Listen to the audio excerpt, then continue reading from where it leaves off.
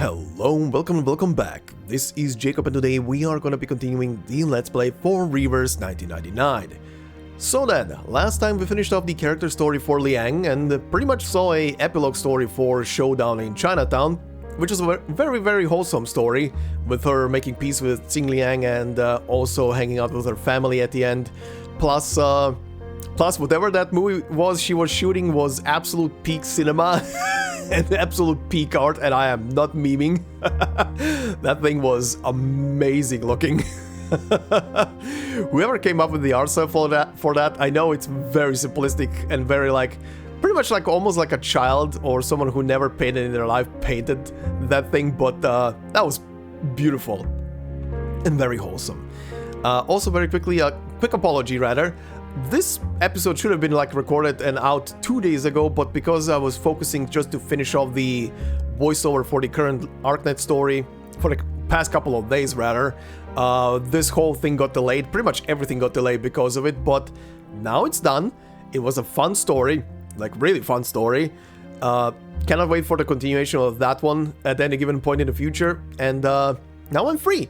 So I have time to do this and all the other Let's Plays on the channel, and I'm looking forward to doing so.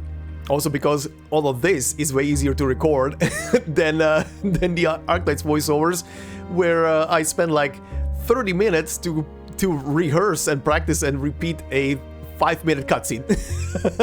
Or rather, a portion of a cutscene that is 5 minutes long. So this will be much easier. And yeah, I'm looking forward to it. Mostly because Anan might have been only a tiny bit in the Chinatown story, but yeah, this is a character, and I'm looking forward to seeing more of her. I'm actually even looking forward to potentially pulling her at some point at random out of the gacha, because I would love to get her. She's fun. If nothing else, her voice actors immediately convinced me that this is a this is a character. She sounds fun. That's the main point, but yeah.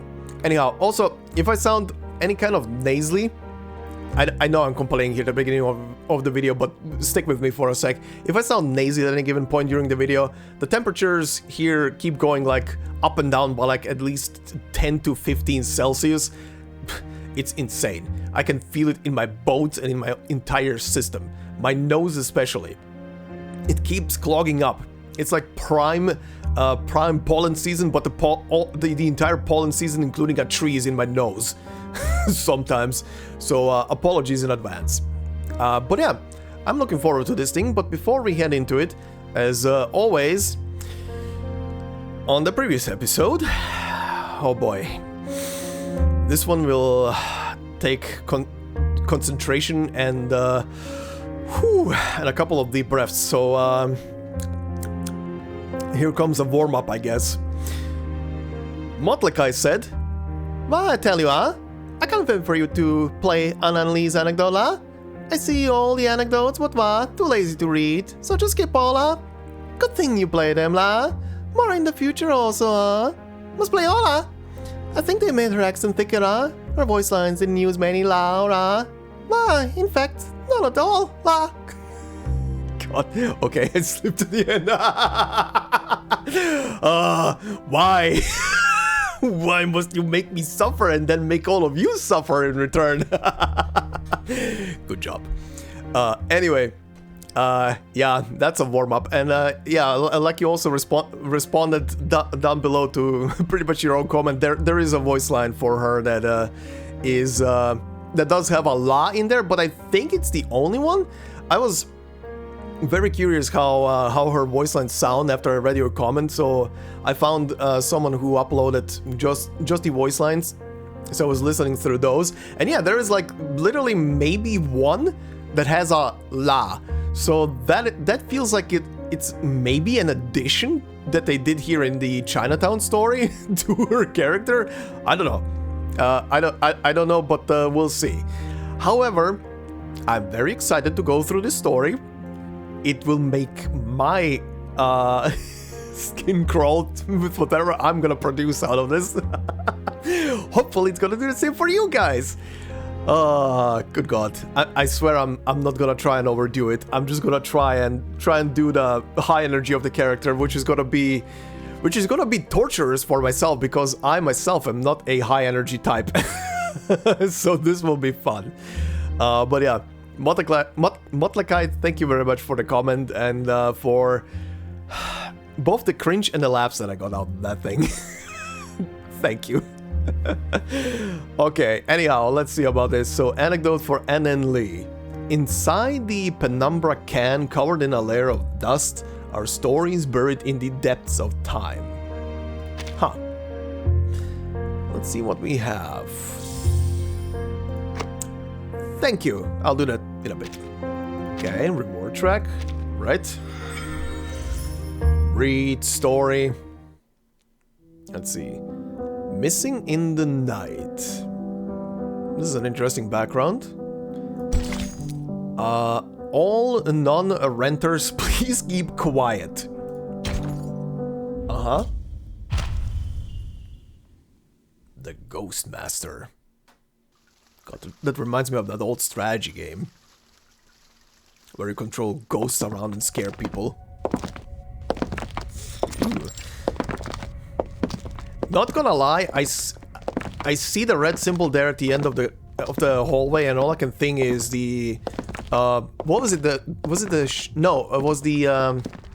Wutai logos from from Final Fantasy VII Remake. Anyway,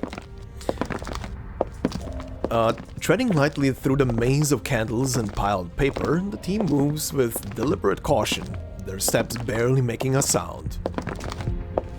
Is this gonna turn out that she's just watching a movie right now? Oh, never mind. There's something off about this wind. Sounds creepy, like someone's heaving a sigh. Don't you think, Joshua? Aren't you scared? What? That's Joshua? Okay, interesting. You're joking, right? Joshua's one of the San Paulo Foundation... Oh, never mind. Joshua's one of the San Paulo Foundation's top investigators, William. I mean, after what happened at Green Lake, I thought everyone knew about him. Ah. Oh. Oh. Did they... God, it's been so long since I did the Green Lake story. Did they say his actual name in the story?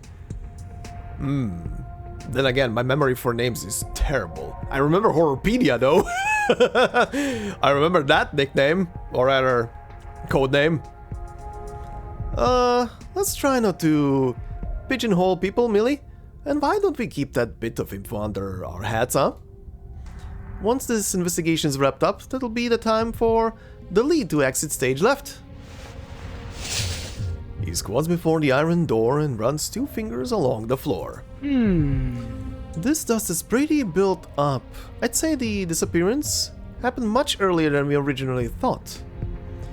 And look at all those bills and advertising flyers. Uh-huh. Hey! Jeez, that hurt! Who smacked my head? Oh god. The landlady, her hair a mess of curlers and a toothpick wedge between her teeth, is looming behind him with a rolled up newspaper clutched in her hand. Hey. What do you think you're doing sneaking around my property? And you! Yeah, you with the glasses. What's up with you, huh? Creeping around with those shifty little eyes. Just you wait. I'll have the cops here before you can say unlawful entry. Hi. Ma'am, we've already informed the local police. We've got official permission to investigate this building. Investigate what? There's nothing wrong with my building, and don't you even think about messing with my tenants, unless you're looking to get reported. Jeez. Millie flashes the San Paulo Foundation's investigation permit. St. Paulo Foundation? What are you, some kind of Australian desert police? I mean, do we call the guy from Australia? We're currently looking into the disappearance of 2 members of the Paranormal Affairs Bureau. Your tenant, Miss N.N. Lee, is one of our freelancers, though it's been a while since we last heard from her. She's probably just in a coma from binging like 5 horror movies in a row. Or 10. The landlady walks between them, Dopp still coloring her face. This door's been broken for ages. You'll never get it open. But hey, she still hasn't paid the rent, so why should I bother getting someone in to fix it? Despite her warning, the door creaks open after a gentle touch. Uh-huh. The gum that was holding open the door lock drops to the floor. The landlady spits out her toothpick and struts smugly into the newly opened office. Huh, nice try. You wanna play, little girl? Let's play. The others go inside, but Horopedia remains by the doorway. He crouches down to take in the disarray around the entrance. Joshua? She follows his gaze until her eyes land on the floor. Among the crumpled newspapers and scattered flyers, a single piece of white paper catches her eye. What time is it now? Millie shrugs and glances at her watch. Almost midnight. Any new orders from the Foundation? No, we need to go. God, that gun. We need to go now. We're running out of time. Oh? Finally, the significance of that white sheet of paper dawns on the two Foundation members. Is it a sealing charm or something? Well, what are you standing around there for? Come in already. I didn't go through all this trouble for nothing. Hold on a second. You're not leaving just like that. If she's on your payroll, you need to pay her for her rent, okay? As they hurry off, a gust of wind suddenly slams the door shut. About that rent. Hey, wait up! I'm not done yet, and this door's still messed up. She bangs on the metal door like a deranged house cat. Hey, come back here! I'm locked in! Four Eyes! Come back, you ungrateful jerks! Ungrateful? You didn't do anything for them, ma'am. But their footsteps continue to grow more distant. I'm sorry. Sorry, ma'am. Things aren't looking so good right now. We don't have time to break you out. We'll be back before you can say, get me out of here. The landlady clenches her two great fists. Shoot. Get me out of here! Bunch of good-for-nothings. Next time I see you, I'm reporting you to the boss. No, scratch that. I'm gonna sue you for 10 times the rent in emotional damages. As her eyes adjust to the darkness, she finally notices the stark piece of white paper on the ground. She picks it up and squints as she reads each word in a slow and measured tone. Lighthouse, midnight. Get there before two heads roll. What the shit? What the shit? Oh, so back to lighthouses. Her head throbs. It feels as though it could split open at any moment as her surroundings twist and blur. A stream of blood runs down her forehead and splatters onto the floor. We meet again, kiddo. Oh boy.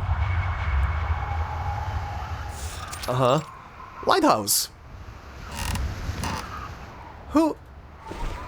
She lifts her chin, finding a stubbled face and a pair of very sunken eyes before her.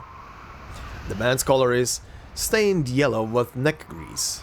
As he crouches, his grimy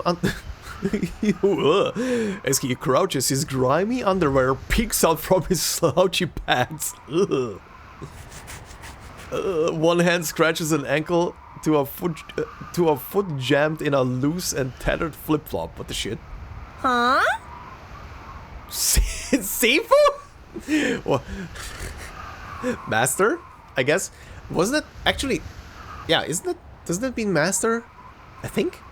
I know it's the name of that one game.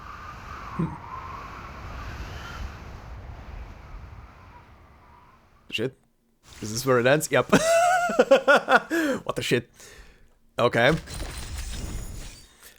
The young exorcist. Oh, this one has a battle in it. A child who prefers midnight even more than a moth might. Like me! Well, I prefer nighttime, at least during Arcanists recordings. At least then the dogs are not barking. Walled City. Walled City, huh?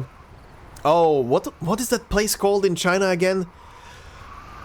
I keep forgetting the name of that place. There's like a place of buildings that are so freaking densely packed, and there's like a shit ton of ghost stories around it as well. God, I keep forgetting what it's called.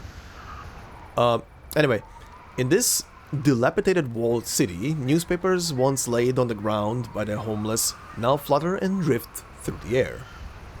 Wisps of incense smoke spiral upward, shrouding the darkness in a haze of grey. A forgotten corner of the city, a sunken area referred to by the elders as a forbidden zone. To enter it is to invite every vice in the world into your heart and condemn yourself to a wretched purgatory of your own creation. Whoa! At least that's what the elders and the TV say. Oh god, a bred child called Kong. Alright, get her bag first and let's see what's inside. Take the cash and her pens and books and stuff. Mini Ananli. What is that a bunny? That's a bunny. What the shit? Adorable. Let go, you little punk. The boy kicks her hard, sending her crashing to the floor. What an asshole. Her backpack is ripped from her grasp and thrown to the ground. Yo, Chunk! Hold her by the shoulders real tight like. This city girl is guarding her bag like it's made of gold or something. If there's food in there, I got dips on half of it. Chunk leans forward and clamps her wrists. Kong picks up the backpack and tips out its contents onto the ground. He flings the empty backpack into the bushes. What do we have here? Cling film? Cleaning stuff? Some talisman paper? A wooden sword? And a lousy book? What a load of worthless crap. He gives her possessions a few uninterested glances before finally dropping them to the ground. Not even a single penny. I thought she'd have something easy. Guess she's just playing dress up, huh? The grip on Annen's wrist loosens. She holds her head high, unfazed by the threat looming over her. Hey! What is that sparkle in her eyes? Hey, big guy. This ghost you said you'd take me to see. It's somewhere around here, right? Huh? The hell is she talking about? Her brain's gotta be fried. He neither denies nor confirms it. Annen Lee drops to the ground, narrowing her eyes as she scans the dilapidated buildings around her. Hey, what's up with you? You tripping or something? She turns her attention from the door to the building to the narrow space between the two adjacent skyscrapers. She takes a step back, then another, until she can see the whole scene clearly. Oh dear. Okay, that sounds like they're using stock voice recordings for her young form, maybe. Unless that was very... That sounded way too British, that's all I'm trying to say. This is... She drops to her knees, the dirt pressing into her skin, and frantically opens the book lying on the ground. She turns page after page. Tianjiansha. Is that actually the name of the place? I think, maybe? Hold on. Ah, okay, this is interesting. So, I swear, if she explains in a second what this is, and I'm just doing this for no reason, this is gonna be funny. Anyway, Tianziansha is generally created if there is a gap between two high-rise buildings. It will direct the undesirable chi, aka energy, to the facing units. If you view this from a far distance, it seems like a large building being slashed into half by a heavenly knife. What is the criteria to be considered as Tianzhensha? Also, I have no idea if that's how you say it. It will only be valid if the two buildings are less than 100 meters apart and more than 16 meters tall. Oh yeah, that is some very close construction there, buddy. Anyway, very interesting thing. No worries. Still got time. Let me check. The sky darkens as a mass of black clouds rushes in, choking the moonlight. Oh god, strobe effects. Look away from the screen right now if you have problems with flashing lights. The lights hanging in the hallway begin to flicker. The eerie contraption flashes with a vivid red warning. That's not right. The book didn't say it would happen this fast. Hey, dumbasses! Get over to the light, quick! They're coming for us! What are you talking about? A hand drops onto his shoulder.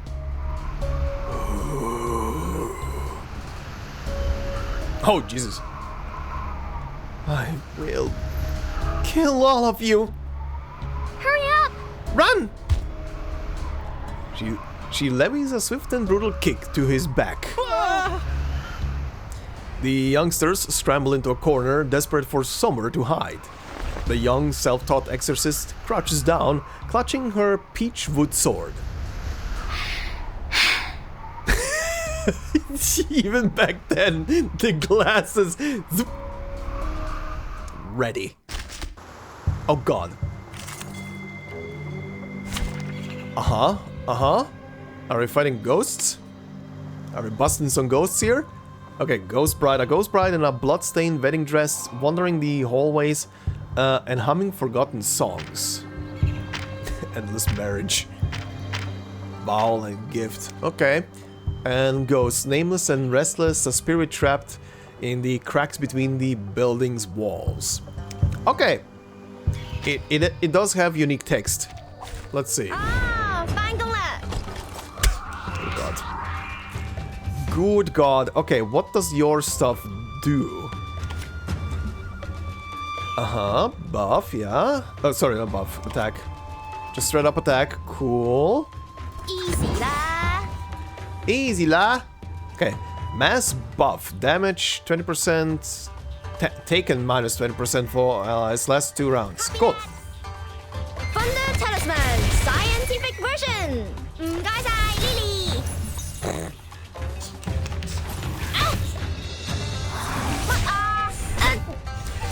I purely want this character and hope I get this character one day purely for the voice lines. They are absolute peak. Easy, copy that. Thunder Talisman Scientific Version. Thunder to me.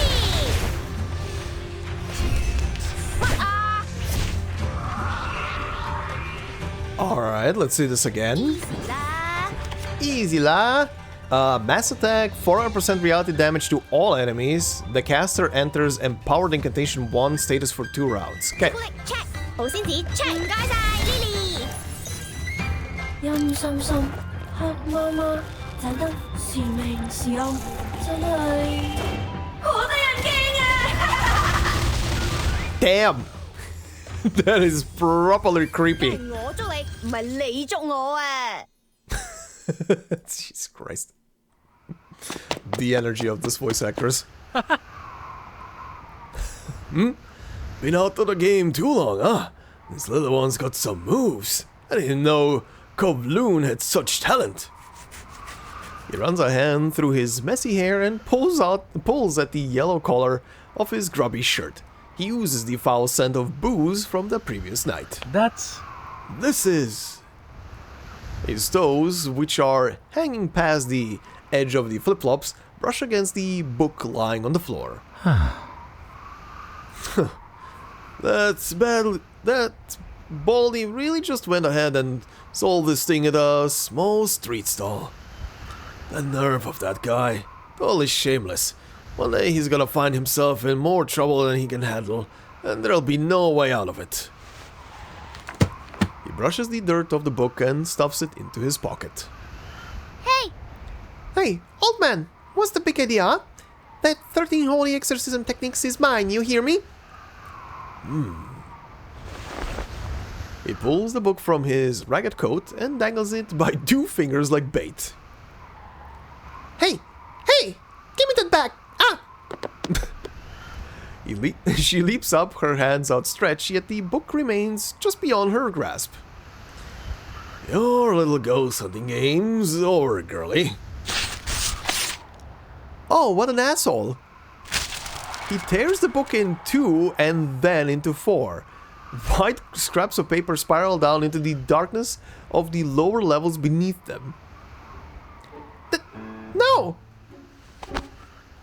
She charges forward without a second thought, only to be firmly restrained. What's your deal, huh? Let me go! That book's mine! What's my deal? That book's filled with a bunch of made-up crap. You'll get yourself into some real trouble if you believe even a word of it. I should know. I'm the one who wrote the damn thing.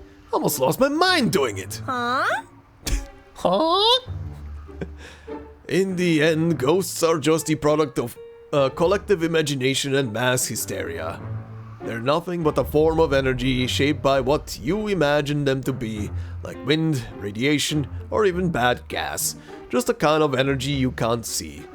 That's why ghosts in different parts of the world are so distinct. Got it? His words match those in the book exactly. Whoa! What? No way! You're Defying Shen, the guy who could see spirits at 5 and starting exercising evil at night at 8? Didn't all those Arcanists say you were pushing up daisies already? Hey, your eyes work just fine, don't they? Hey, Sifu, where are you running off to? Shen quickens his pace, trying to escape before he draws any more attention. Hey, Sifu, how about it? You gonna take me on as your apprentice or not? I've been dreaming of learning from you for ages. I got cash saved up. I can pay a tuition. What? Where did you save cash up? How much did you save up? You're a child! As she tugs on his clothing, the man stops. Don't do this. It's the middle of the night, kiddo. Keep it down. Look, I don't do apprentices, so you should just head home. Exorcism ain't child's play. You're just a kid. You looking to shorten your lifespan? Ever seen a dead body before? You think it's all just fun and games? This racket will kill ya. The girl cocks her head. Huh? Of course I know all that. I'm not scared. Not one bit. That's exactly why I should be doing this stuff. A brief flash of surprise flickers in his eyes, but only for a moment. He wrenches himself free from the small hand clinging to his clothes and slips into a narrow alley. Get your head checked at the Department of Neurology. Wait! Oh god. Oh good lord. She's gonna coerce this poor man into being her teacher. Oh god, okay, safety briefings. Look inside and all you'll see is darkness rushing in like a tide. Oh boy. Or the guy's gonna try and show her all the dank shit and in an attempt to scare her off, and she's just gonna be like super excited about it. Abandoned cabin. The floor is strewn with yellowed newspapers. Moths flutter around the lampshade in endless circles. The nearby wooden ladder creaks, and the doors and windows shudder with the wind. Despite the fragility of the house, a single door is all it takes to keep her at bay. She has long since lost count of how long she's been coming here. Oh god. Sifu, I'm sorry, serious. I want to be your student. Ever since I picked up your book at that street market, I've been reading it non-stop. An old wonky iron pot filled with leftover vegetables thrown out by stall vendors and unprocessed frozen meat from the butcher shop is boiling nearby. The man is sprawled across a pile of papers. He tears a few small strips, crumples them into a ball, and jams them into his ears. I'll come tomorrow, and the day after that, and the day after, and the day after that. I'll come and find you no matter when, no matter what. I'll become the most badass Tianchi in Kowloon. I swear it. Kowloon, yeah, that's the name I was looking for. Right, she did say it earlier. Didn't trigger my memory. That's the name. As the rain falls even harder outside, her voice grows increasingly faint. He gets up and starts walking. Persistency is king. Sifu! Rain's too hard out there. Just come in already. Can't have you dying on my doorstep while you get me in trouble with the cops. Good God.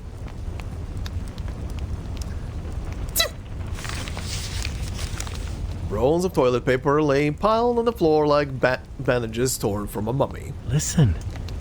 No, listen, I can't take you on as a student, alright? You don't respect fear. You're like a baby. You ain't got a clue what a cliff is, so you're happy to walk right up to the edge of it. I ain't gonna be stuck cleaning up the mess when some clueless kid ends up going splat. You need to learn what fear is first. No one can teach you that, especially not me. Huh? But, Sifu, that's the whole reason why I wanna be your apprentice. I wanna find something that can actually make me feel scared. You know, when I was a child, sure, I was scared of shit like ghosts and ghouls and bullshit like scary movies. But nowadays in life, I don't give a crap about that. It takes a lot to scare the piss out of me nowadays. Like, a lot. So this child is already fearless from the get-go. That's something. I just want to know what fear feels like. That's why I'm so into exercising. Our words hang cold in the air.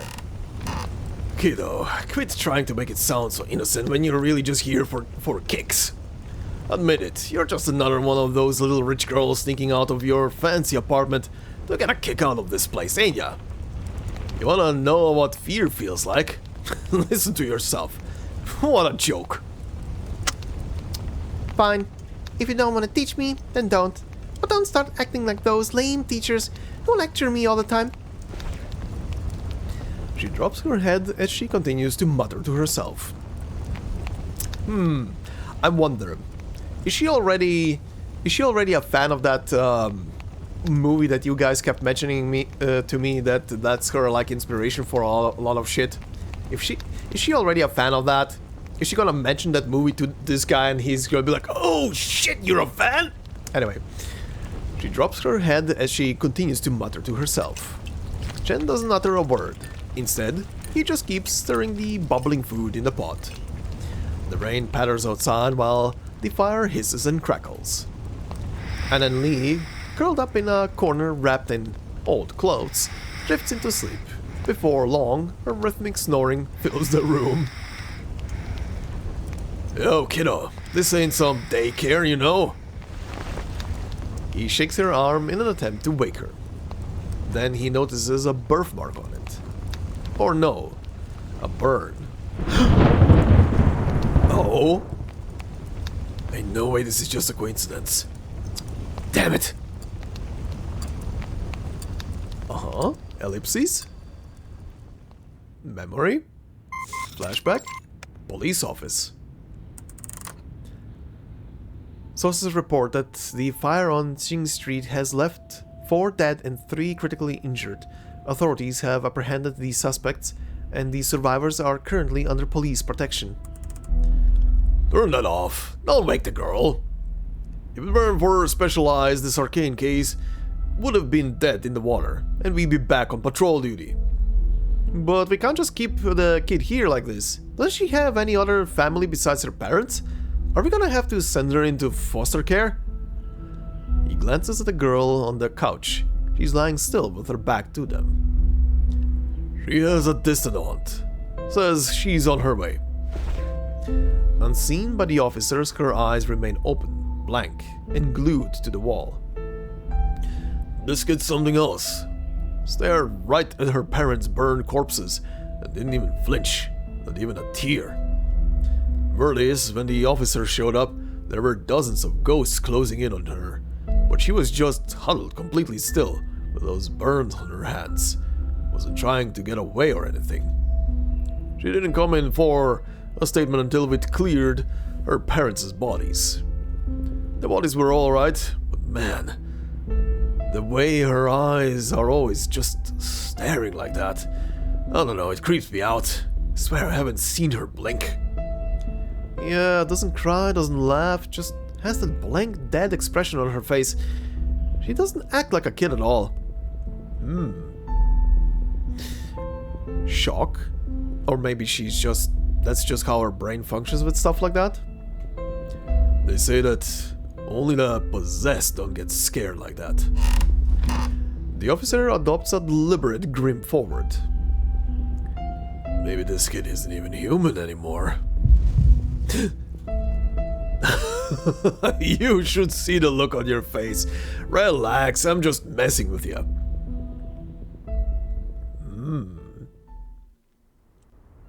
Interesting.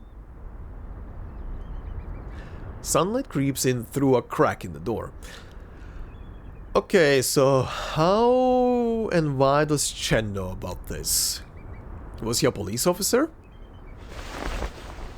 Chen holds her arm, inspecting it from all sides, as though it's some sort of specimen.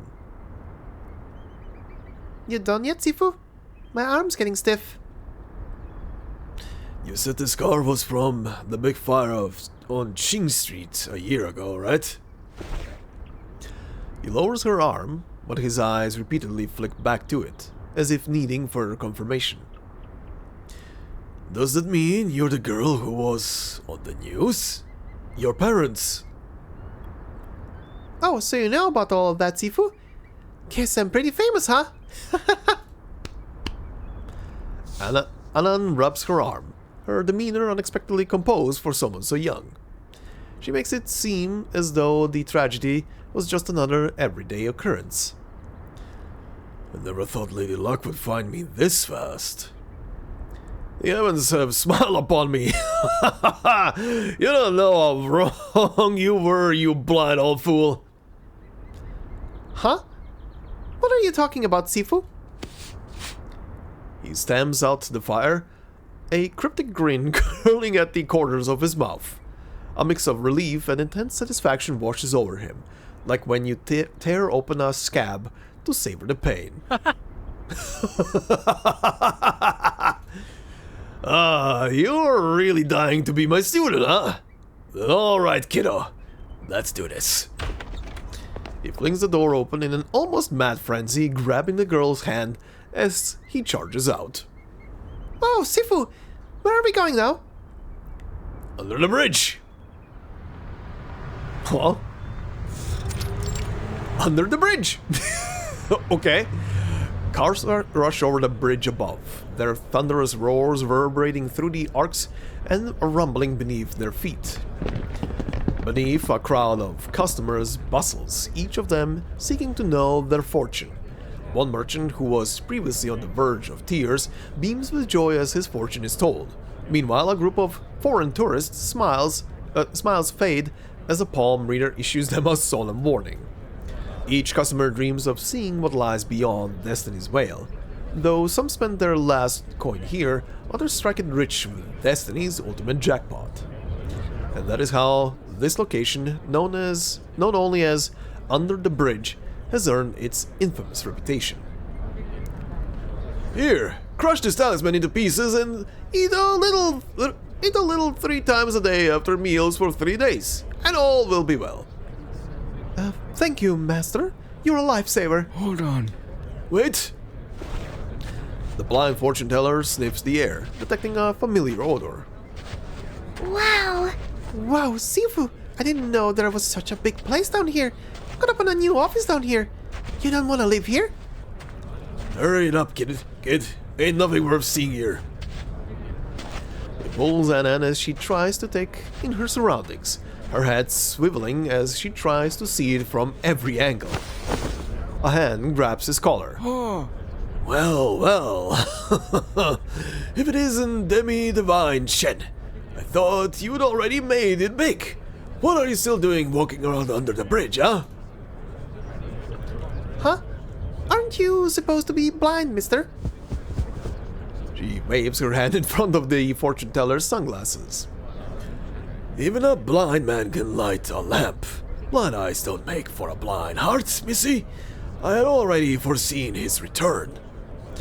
As for you, little lady...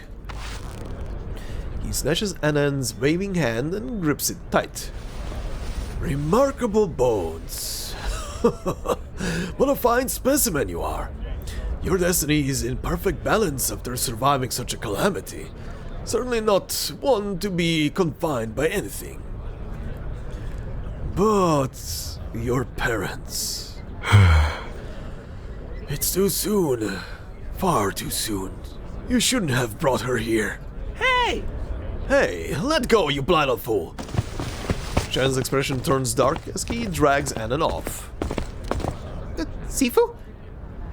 He continues to pull her without a word, barging through the crowd. As they go, Anan's eyes remain fixed on the blind fortune teller under the bridge, as if holding a non-existent gaze. There is no escaping it! Accept your destiny! Huh. Okay. A bottomless well yawns before them. Chen stands at the edge and takes a deep breath. Also, good lord, this is now hurting my eyes. And purely because on my other monitor I have obviously OBS up and there is a smaller circle now and it's... Oh god, my eyes hurt. Oh. Listen up, kiddo. This well, they call it destiny. Sometimes destiny too. It's been here since long before this bridge even existed. If you wanna be an exorcist and study under me, you're gonna have to dive into this well and pull your own calamity hexagram out of the muck at the bottom of it. Came in with the latest update, including the new die system. This is the first karmic trial for an exorcist. Once you pass this test, you'll be worthy of calling yourself an exorcist. He loosens the dirt around the well's edge and pulls out a rusty copper chain. Otherwise it ends here. You go your way, I go mine. And you don't come bothering me anymore, you hear? Easy lah. Sorry, that came out of nowhere. For real? Too easy. Let me take a look. She clutches the rim of the well as she leans over to stare into the abyss below. The well's walls are thick with complex yellow talismans, as if they've grown from the bottom like ivy. The deeper it goes, the more tightly packed the talismans become, until not a single ray of light can be seen. A cold wind rushes from the bottom of the well, sending a shiver down her spine. Alright, listen up. I'm gonna wrap this chain around you. Then, you get in the bucket, and I'll lower you down to the bottom. Nice and slow. Now... He unfastens the 3 clarity spell from his belt and secures it around the girl's waist. Keep this bell on you. If you run into any trouble, ring it 3 times, and I'll pull you up in a flash. Got it?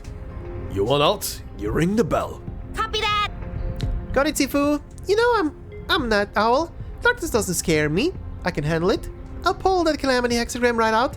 Just don't get back on your word, okay? Good lord. She climbs into the bucket and he slowly lowers her into the well. At first, she feels like a stone sinking into the ocean. The light still caught in her eyes, but then darkness envelops her. Oh, that clicked away up by itself. And she is left in complete darkness. In the blink of an eye, the stone hits the bottom.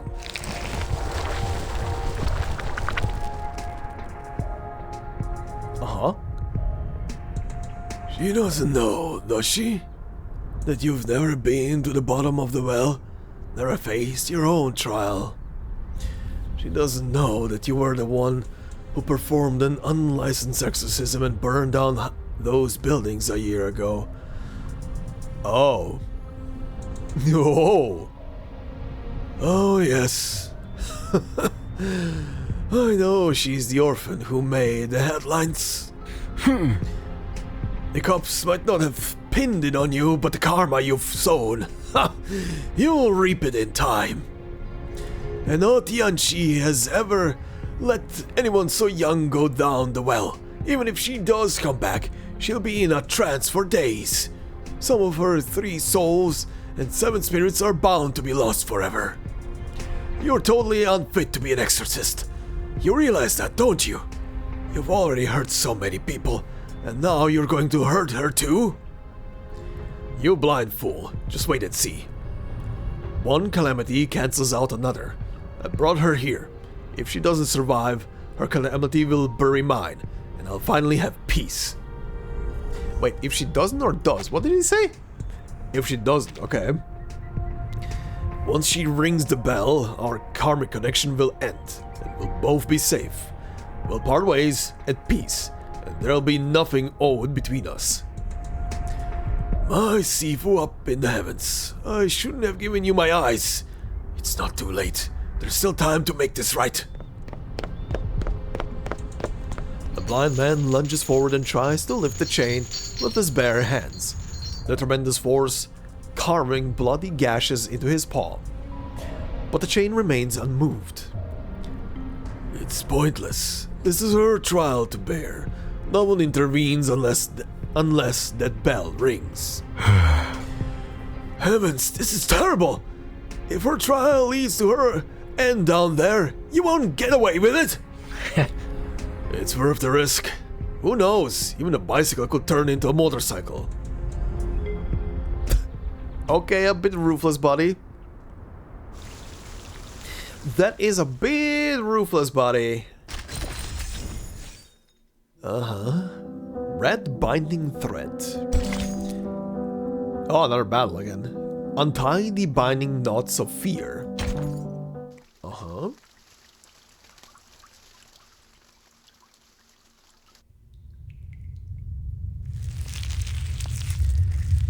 You can hear them, can't you? You're just like me, another poor thing they've cast, another child left behind and forgotten.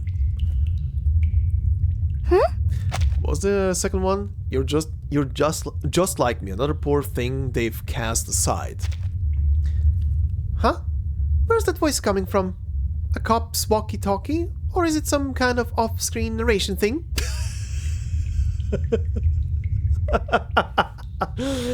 I am sorry. This is what I do.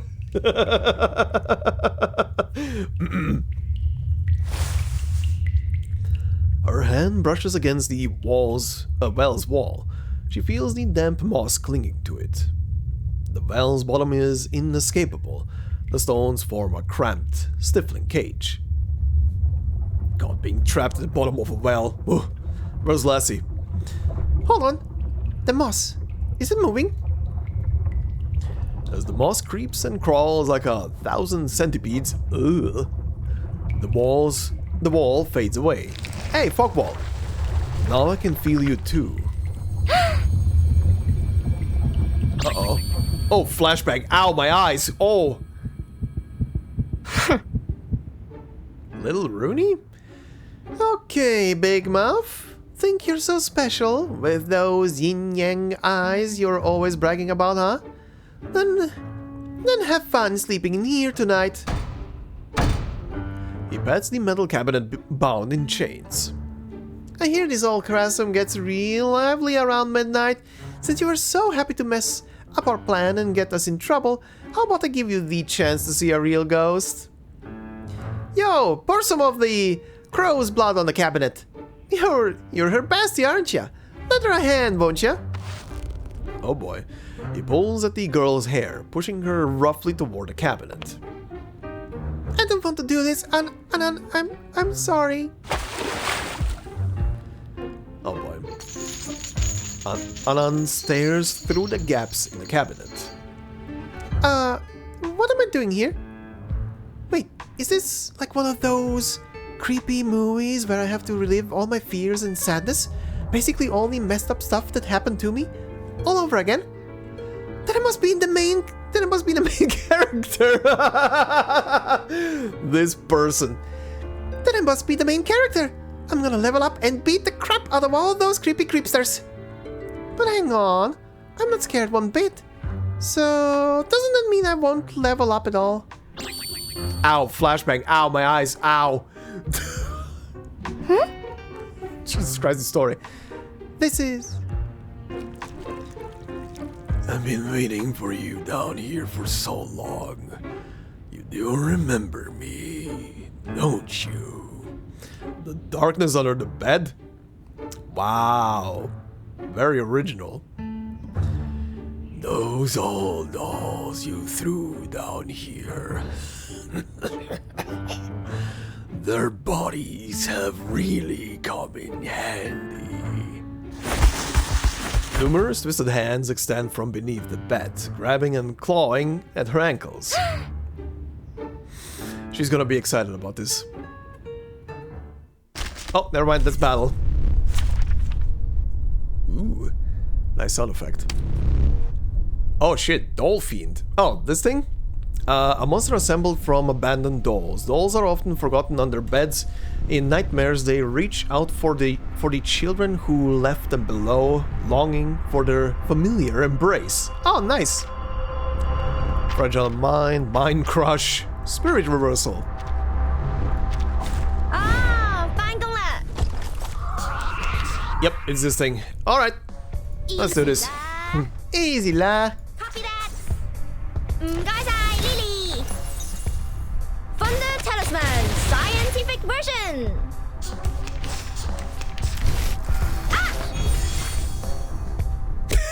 Exorcism time. Oh, I need this character in my life. Thunder Talisman Scientific Version。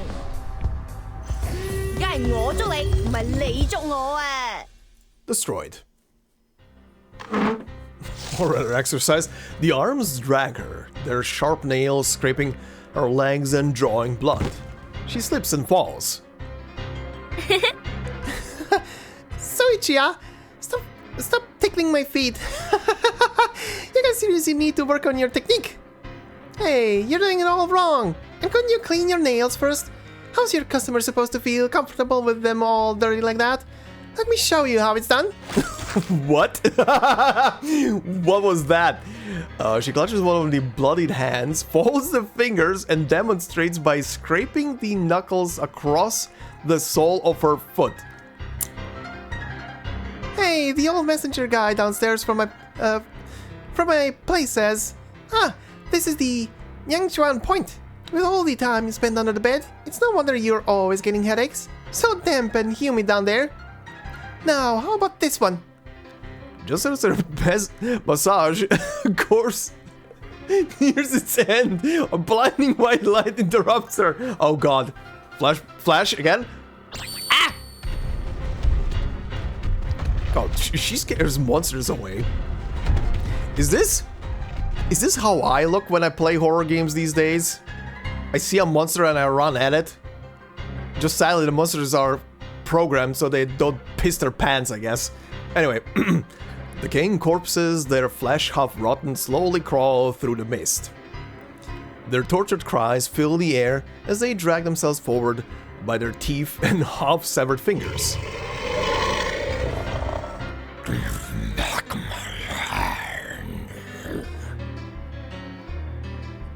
Don't play with that. That's not a marble, that's my eye!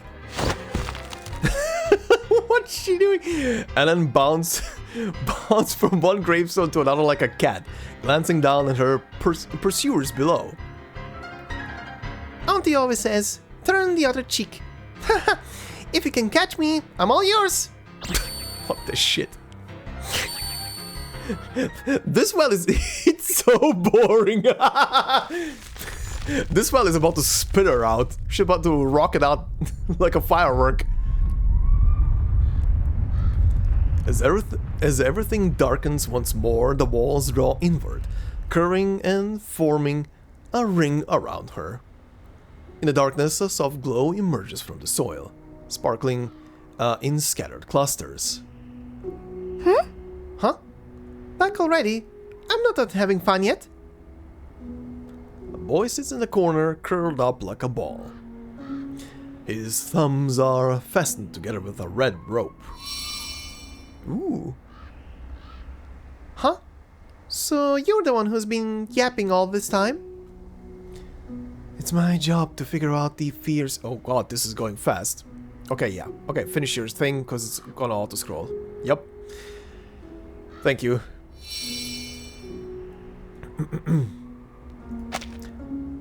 It's my job to figure out the fears of those who come down the well. Dig up the dirt beneath you with your hands. What you're looking for is right there. Wow! Thanks for the help! She squats down, grinning as she digs into the soil, piling one mound of dirt after another, like a child playing on the beach. Also, I would like to add here very quickly, her younger self, unless this is gonna be something that she does as an adult, but her younger self doesn't really do a lot of the la like they did for the Chinatown story, where she almost said it like every second sentence. She finds the solid wooden hexagram jutting out from the dirt. She reaches out to grab it, only to stop midway. Hey, hang on a minute. If I take this hexagram, does it mean I won't have to worry about anything anymore? No disasters, no sickness? Like the adult said, I can rest easy and without care? She folds her legs and sits down. If life's so smooth sailing, no twists, no turns, isn't it kinda pointless? I've been at this for ages, and I still haven't found anything actually mind-blowing. What's the point in becoming a Tianqi anyway? Thinking about those long, tiresome days ahead, she feels an unbearable itch somewhere inside. Oh, now I get it. Aren't you the expert who hunts down fear for all the up-and-coming Tianqi? Surely you can find something that'll really shock me, right? Oh god. She rises, marching boldly toward the white light. Kid, I swear the only thing that can shock you right now is probably your parents being in front of you. You wanna come with me and find something really scary? Really? I can leave this place? Hee What that laugh? Sure you can. I never ever make empty promises. Hang on, I'll help you undo this red string there. Red string here. She gently pulls at the red thread wrapped around his thumbs as though unraveling the layers of a cocoon. With every coil she unravels, the fog begins to dissipate. The talisman papers tear free from the walls and float down from above, settling in a pile on the ground. Ding! The red thread snaps. Easy peasy. Where's he gone? So weird. Uh-oh. The dried up bottom of the well starts to grow wet. What the heck? Why are my feet getting all sticky? Some kind of water ghost or what? The water has already risen to her ankles. Uh-oh. Now that he's gone, the water comes back. Suddenly a massive geyser bursts from the center of the well, spraying water everywhere. What kind of ghost is this? Uh-huh. A nymph? The fallen talisman papers swirl in the water as it reaches her waist. Help me, Sifu! She swings the 3 clarity bell in vain, unable to emit any sound beneath the water. Yeah, this is not gonna work. The water stings her nose and chokes her throat. She coughs violently as she struggles to stay on the water's surface. As the water level continues to rise, light pours in from above her head. Also, this is an interesting phenomenon for anybody who might be thinking like, why do you not just float up with the water in the well? Well, the problem is floating in water is fine, but as long as the water is kind of calm. If the water's surface tension is ripped to shreds, and in this case, this is literally flowing water in a well that is rising up, which means there is a current going on, and the surface tension is busted. There is not really much that is holding her up. It's probably just pulling her down pretty violently. Anyway. Oh. Water rushes out from the well, tossing the unconscious girl and the silent bell onto the ground. Lucky. Oh dear. Wait, she's out? This little girl, she actually did it? No way. Oh. How is this even possible? Jen whispers under his breath, paying no attention to her. The fortune teller stumbles over to the girl and slaps her back to help her cough up the water from her throat and nose. With a final sputter of water, she takes a gasp of air. Good, good. Very good. But I can't quite see. What's that in her hand? A flower? Oh, interesting. Clutched in her palm, wrapped in red binding thread, is a mysterious-looking lily. Ah! Aha! That's the name she always keeps using. Okay. Very interesting. How does this play into stuff now? Outside the darkness. Playtime begins at midnight. Heck yeah. But yeah, Lily is something that she keeps mentioning in a lot of her voice lines. Some 60 or 70 years ago, archaeologists came across bamboo slips inscribed with talismans to drive away evil spirits hidden among the eastern Han tombs.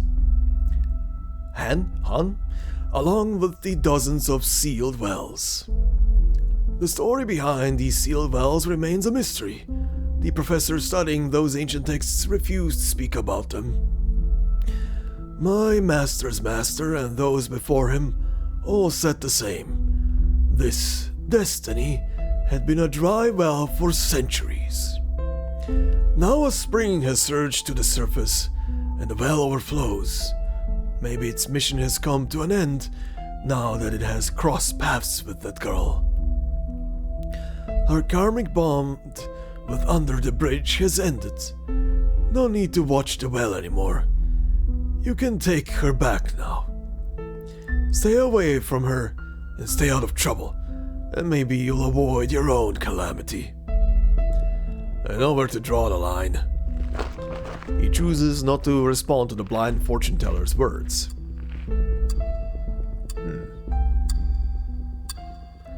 10 days later. Okay. A cemetery, nice. This is the agreed meeting spot. Deserted and lifeless. When you're among the dead, there is no one who can share your secrets. Anen sits on a rock opposite Shen, swinging her legs. Since you've proven yourself qualified, I'll tell you the rules passed on from our great grandmaster. Sit still and listen carefully. Anen straightens up, her legs no longer swinging, and listens carefully. First, never mention anything about that well to anyone. Second, now that your bond is severed, you must never return to the well, ever. Understand? If you break either of these rules, I swear on our great grandmaster, you'll be struck by lightning. So, I can't tell anyone about Lily? She murmurs to herself before giving a firm nod. I understand, Sifu. Her tone sounds serious, as if she's grown up all of a sudden. Good, then. Listen up, kiddo. Now that you're my apprentice, it's time to start with the first teaching, Russian courage training. That sounds familiar, okay. He guides the girl, her eyes covered by a red cloth. She extends both hands forward, groping at the air in an attempt to determine her location. Whoa, Sifu, I can't see a thing. What kind of courage training is this? The ghosts are like totally invisible with this thing on. Most of these so-called ghosts are just images people conjure up. Energy taking form based on human imagination. A tulpa? That's why ghosts in the East and West are so different from one another, and the methods for exercising them are so distinct. If he doesn't say the word tulpa, I'm gonna riot. In essence, those ghost hunting amateurs don't banish the energy itself. They only use their so-called tools to clear the imagination from their own minds. It's like how people turn on the lights to drive away the darkness. It's a short-term fix, only capable of handling the weakest of energies. People who believe in ghosts also play a part in creating their image. But as exorcists, we must go beyond the imagination and see the ghost's essence to get rid of it. Exorcists are generally born with yin-yang eyes. Believe me, more than one exorcist has been known to go insane after letting their imagination run wild. So, I'm not supposed to see them the way I imagine them in my head. Just think of puppies. He adjusts her blindfold, pulling it tighter. That's right. You're gonna love stock sound lines. That's right. Kiddo, you'll be staying here tonight. I've set up a tent and paper effigies for you. When midnight has passed, you'll start burning the spirit money on your own. I'll come by to pick you up tomorrow morning. If you take off the blindfold halfway through, don't bother waiting for me. Just go back home. The girl hesitates as if she wants to say something, but decides against it. It's not too late to back out now. If you've changed your mind, don't go wasting your time. No, it's not that.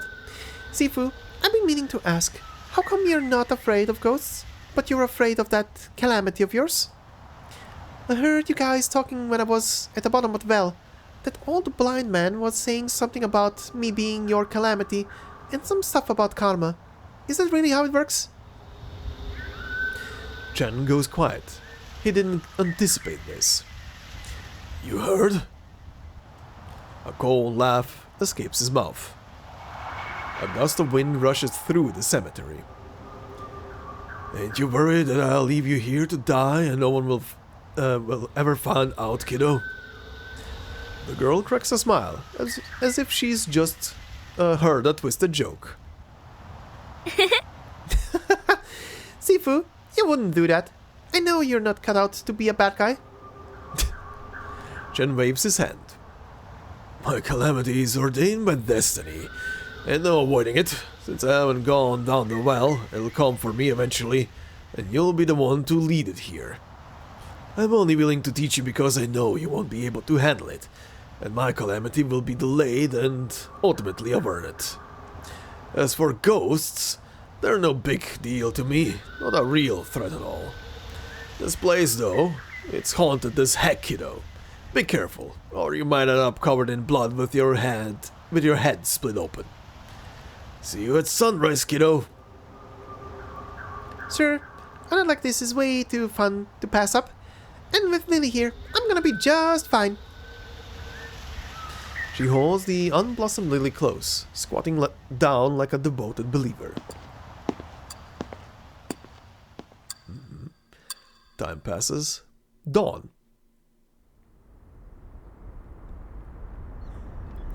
Chen makes his way through the light morning mist, crossing the cemetery with eager anticipation in his steps. Oh God. Please, I'm begging you, take her, just take her away, please. The ground is littered with talisman papers, The ghost desperately claws its way back under the gravestone, but its hand happens to grab Chen's ankle in the process.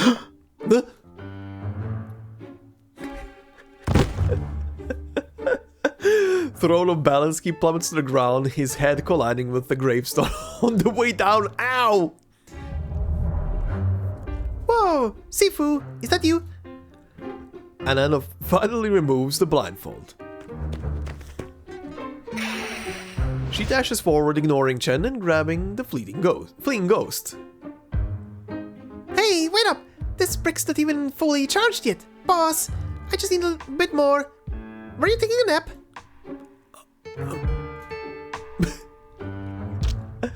Vegetable scraps and plastic bags float in the dirty water at their feet, emitting a repulsive stench.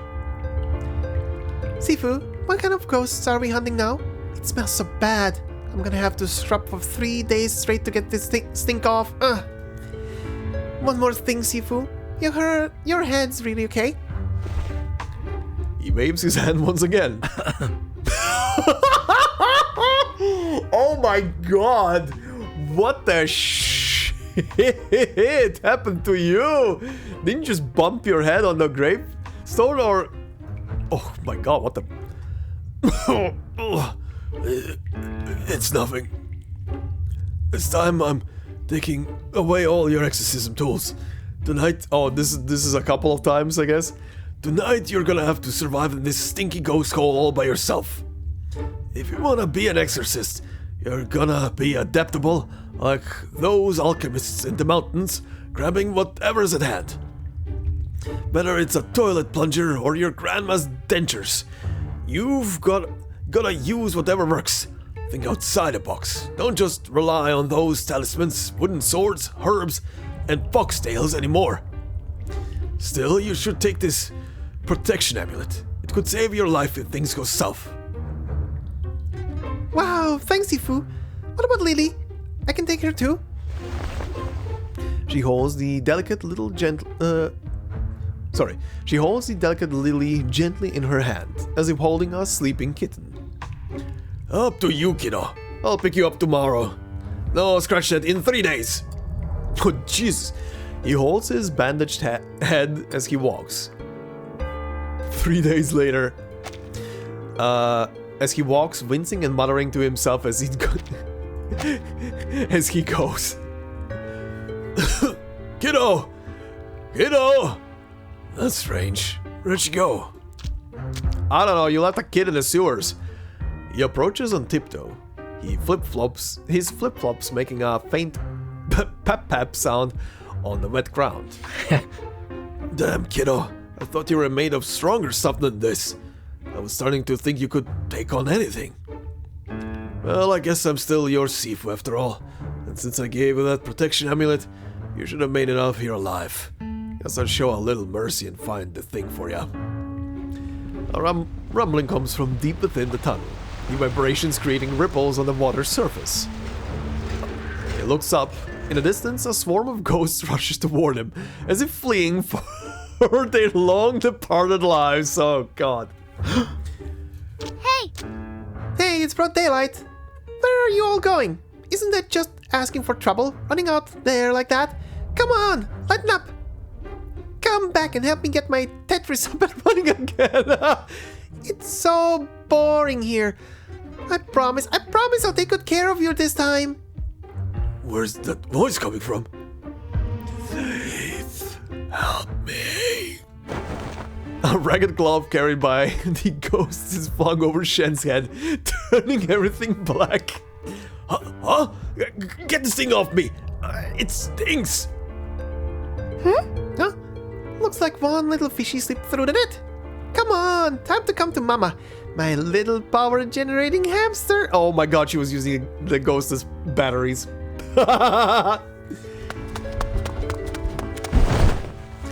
She lunges forward, crushing into the man wrapped in cloth, like a lion leaping on its prey. Still got some fight in ya, huh? I'll teach you to be a good little fishy. Eat my invincible pork rib hammer. The what? She raises a talisman-covered big bone that she fished from the sewage earlier, high above her head. No, Anan Lee, I've had it up to here with you. He rips the cloth off his face as he desperately tries to avoid the impending strike. His backward step just happens to coincide with the cloth landing on the ground, causing him to slip. And he crashes again. Nice. Karma, bitch. He's in the hospital? Oh my god. Sifu, sorry about that. Rest easy. I'll support you by catching ghosts. Jen, wrapped up like a mummy, lies on the bed with one leg strung up above him. He turns his face away from her, his tears and snot soaking into the pillow. She made a grown man cry, and she broke him apart. My whole life's reputation down the drain in an instant. Gods above, what do I owe you? A few million. I can't wait to take my life. The quiet murmurs of the nurses float in from outside the ward. Yes. Like I said, this patient you've got, I've never seen someone so respectful. Really? He went to the cemetery last month to honor his ancestors and ended up cracking his head open on one of the graves. Oh, is this what he's telling them? Seems he's always doing good deeds. This time he ended up with a broken femur, apparently because he dove into the sewer after his grandma's dentures. I guess the heavens are on his side though. Good people get what they deserve, and he's got such a sweet girl taking care of him.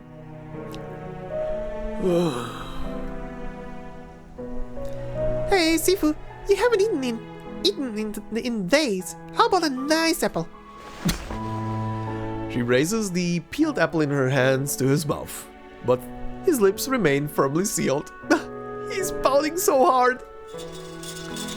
I'm gonna chew you up, I swear it. Get out of here. Look, I'll admit it now. I can't handle this kind of calamity. I ain't teaching you anymore, got it? You think this is all fun and games still? I've already given you half my life, kiddo. Get lost, you hear me? I didn't take on a student, I took on a walking catastrophe. Anan remains silent as she places the fruit basket on the bedside table. Well, I guess I'll head off now. Take care of yourself, Sifu.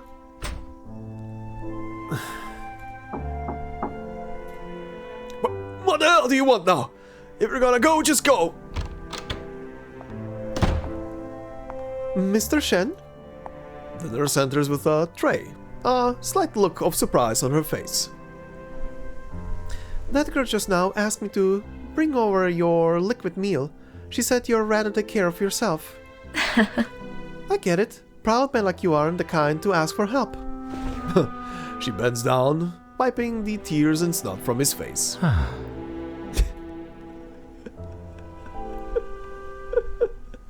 This guy.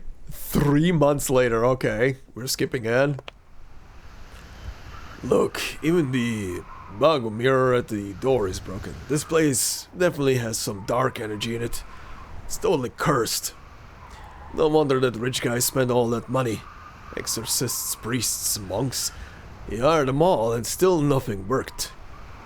Now free from his bandages, Shen takes a drag from his cigarette and lets out a deep sigh. This time it's me and my master out on the hunt together. Nothing's gonna stop us. No ghosts or God. Damn! Not to mention that rich old grandpa gave us a bunch of money. Money makes the world go round, even for ghosts. Easy la. Hey, she finally said it. She finally said it. Shen raises a hand, flicks his cigarette to the ground and snuffs it out beneath his flip-flop. This time I'm going solo. You wait for me outside, kiddo. Despite a pout of disappointment on her face, she obediently steps aside. Me taking care of the logistics. But Sifu, your injury is just healed. You're really sure it's fine?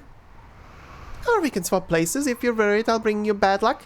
I can totally handle myself now. For the first time, he reaches out and places his palm on Anan's head.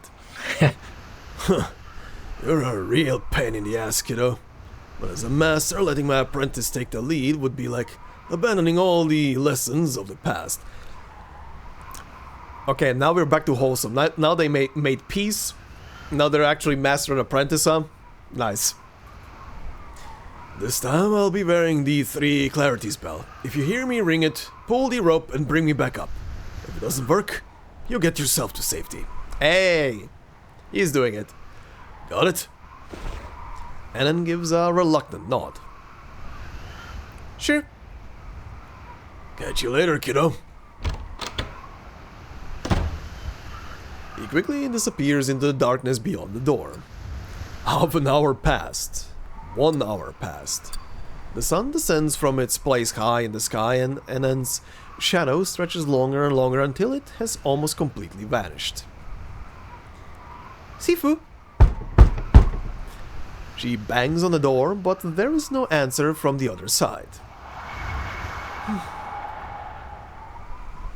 Oh boy. Flashback?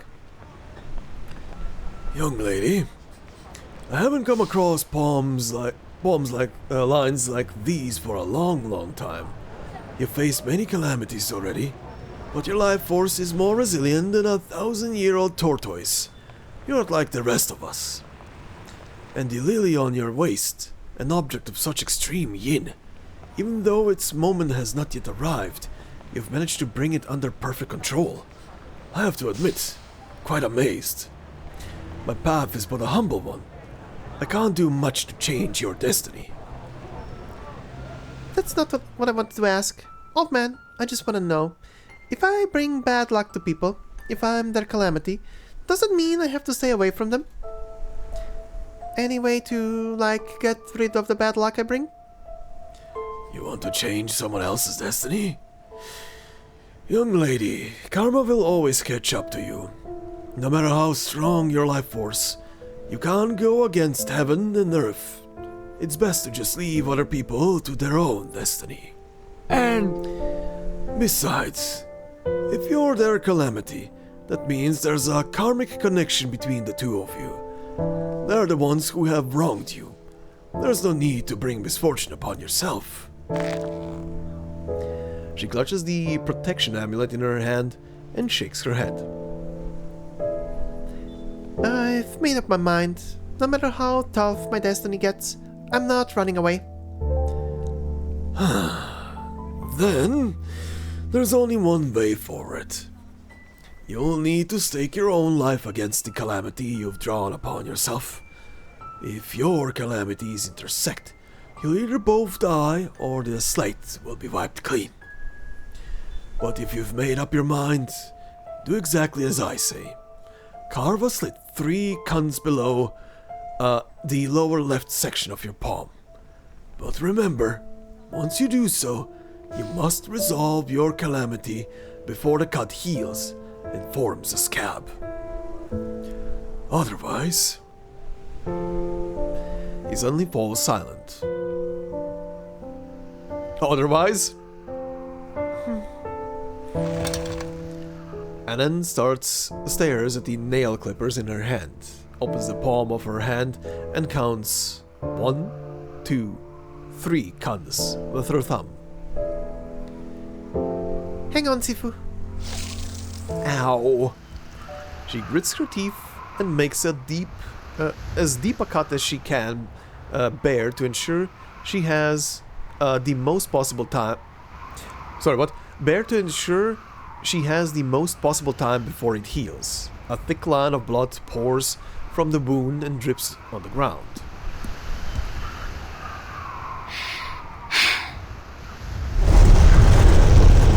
She raises her head and crawls into the partially opened pitch black cave. Haunted mansion, okay. A broken mirror partially draped in a white cloth stands in the darkness, mist gently rising from its surface. Shattered exorcism tools from past practitioners have been stacked in the corner by some hidden force, creating a massive towering heap of debris. This blood, it's not dry yet. Is it Sifu's? She moves forward, tracing the twisted blood trail on the floor, weaving between the hallway to various rooms and back again. Then she feels her foot land on something. Is this Sifu's 3 Clarity's bell? The bell has been shattered, as though it were crushed by some horrifying force. She crouches down to gather the fragments to quickly uncover a more terrifying truth. Wait a minute. This blood on the floor, it wasn't here before. Is it still leaking from somewhere? What's with the continuous trail of this stuff? A spine-chilling wind sweeps in from behind. Wait, did something lure me here on purpose?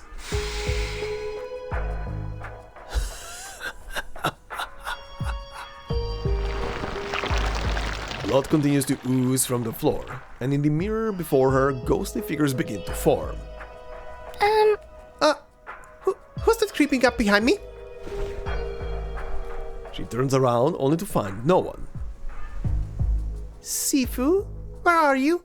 Can you hear me? The light bulb bursts and she is left totally in the dark. Crap, looks like I've walked right into a trap. She kneels down, spreads open a roll of blank yellow paper and smears it with blood, chanting softly under her breath.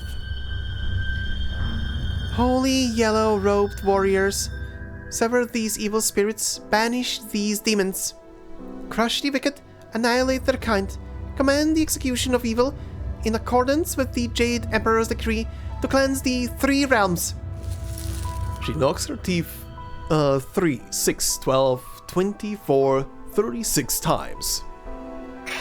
Knocks her teeth. The wicked spirits scream and howl, as if the sound has pierced their eardrums, sending them writhing on the ground in agony.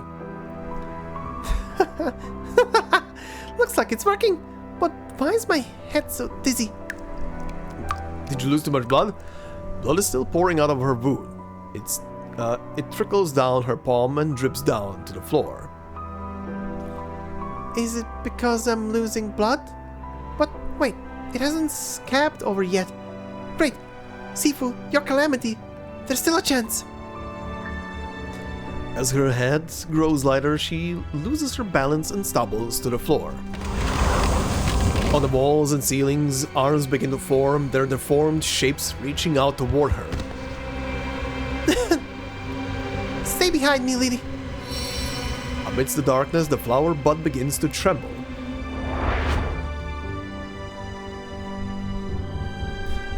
An object of such extreme yin, so if I leave Lily out in the sun, will she develop wrong? Oh yeah, Lily, wasn't that the doll that you guys said is in the container on her back? That's right. You can't raise something like this through conventional methods. Don't listen to those old Arcanists who still believe that yin must weaken, yang must strengthen nonsense. Yang is the ruler, yin the subject. The subject can never surpass the ruler. When yang rises, it dominates its yin. When yin hides and dares not reveal itself, the spirits and ghosts remain concealed. And this flower, only when you reach a place where yin spirits linger. Uh-huh. Will it bloom? The bud gradually opens up, unveiling the stigma at its center. It burps? Oh yeah, it is. Okay, wow, that looks creepy! Ooh, ooh, ooh. Oh good, it became creepier. Hungry, hungry. Damn. Well, that's an image. At the center of the lily, a petite, delicate head sways happily in the wind. The glow from the lily surrounds her, creating a barrier that keeps the evil in the darkness at bay. Abated, the churning, chaotic mass whispers and shivers. You're Lily? It's fun, fun. Oh good. Oh good. Oh good. Oh good. Creepy. Oh, these things. At least in design. Spirits of the Haunted Mansion. A collective of resentful spirits dwelling in a cursed house. Forgotten names and pasts. They lurk in bitterness, consuming anyone who dares approach. In nightmare, touch, hug. Oh wait, the red one has something different. In under the veil, invite, call. Nice. And this is the same. Okay. Very nice. 哦，翻工啦！ Okay, time to ghost hunt. 朱古力 check， 保鮮紙 check easy 啦。陰森森，黑麻麻，盞燈時明時暗，真係好得人驚啊！ Delete it. 而家係我捉你，唔係你捉我啊！ Absolutely delete it. This is a place Anan will never think to look. He feels confident about that. He walks out through the back door, flicking a cigarette butt under his flip-flop and stomping it out. He knows Anan's heart well by now. Thanks for taking the hit for me, kiddo. Okay, never mind. The guy is an asshole. I'll burn some spirit money for you after your death. He steps past the spirit summoning banners stuck by the door, waves his hand, and exits. You see that, you blind fool? I've outsmarted destiny. Sure you did. She's about to catch you. She's about to catch you. You're gonna regret that shit. Ooh. Alright. Oh, that was very smart. Hold on, can I... Oh, it's not gonna flip to the left. Only this corner here was in like the middle of the screen. Smart. Living in fear. Worse than fear itself is what hasn't yet arrived. The fear of the future. The biggest fear of them all.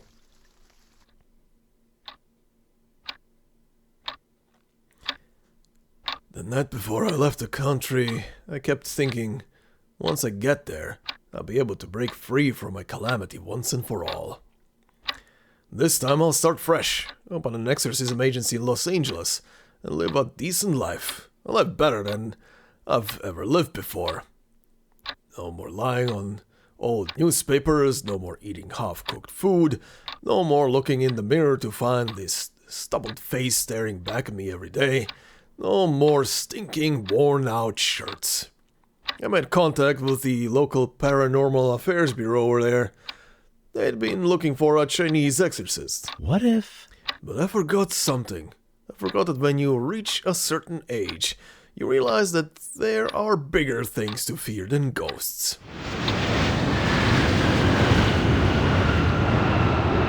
Uh-huh. Street bar. No, seriously. When this Chinese guy first got here, he had a backpack full of toys and stuff. And he said he'd clear out the whole haunted house all by himself. Bureau member Tony. One time I had a spirit detector in my hand and he asked if I was talking on the phone. I'm telling you, it's like he's crawled straight out of a cave. He sets down his beer and waves his arms around as he mimics a caveman, causing his drinking mates to burst into laughter. Hey, Shan, come over here. Get your little wooden sword and bell. Show him your moves. In the corner, Shen sits with his head down, his fists clenched. Ignore him, Shen. Tony's been picking his brain since he was old enough to drink. Well, we all know you've got your own methods. You just need some time to prove them. Methods? You mean those 7-star steps or whatever it's called? Guy, looks like he's trying to walk the catwalk or something. Quit yanking my chain, buddy. We've given him more than enough time, years even.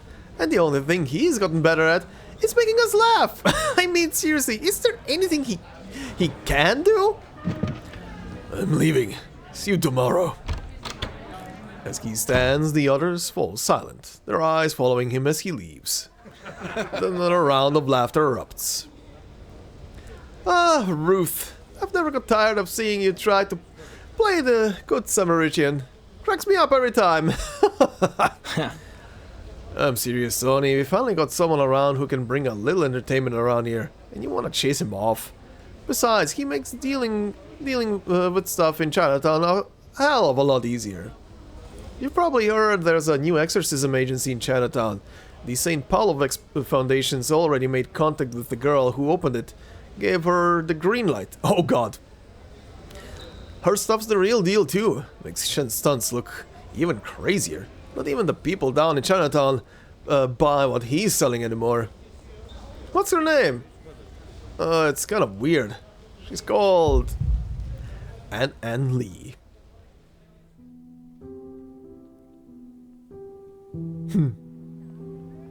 Well, calamity followed you, buddy. I heard the whole thing from the doorway, but I knew I had no choice. So I made my way back to my place down the street. The irony of this whole thing is that this might be the very reason I became an exorcist. I fear poetry way more than ghosts. I fear sickness, I fear their stares, I fear being judged, I fear disappointment. I fear people. I fear that if I leave the burrow, I'll be right back at square one. I'm standing at a crossroads, knowing that if I just turn the corner, I'll be right there in Chinatown, where Arcanists and humans live side by side. But still, I choose not to go. Just keep moving forward. Always forward. No looking back, no left or right turns. I can feel so many eyes on me, destiny looming over my head. So I don't look back, I just keep running and running. I know she's on my tail again. I know my calamity isn't through with me yet. I've gotta keep running. Escape is the only way forward. Embrace your calamity, maybe it's gonna stop. Don't get comfortable, don't ever think... Oh god, auto-scrolling again.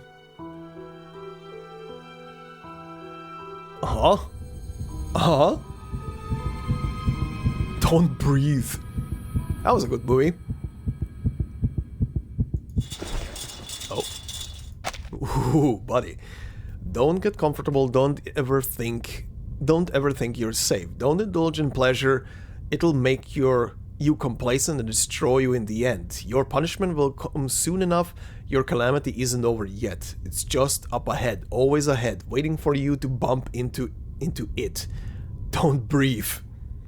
You can't breathe yet. Jesus Christ. Rental home. I woke up that night, drenched in sweat. The nightmare is still fresh in my mind. Then I made my decision. I had to kill Anna and Lee with my own two hands. Jesus Christ.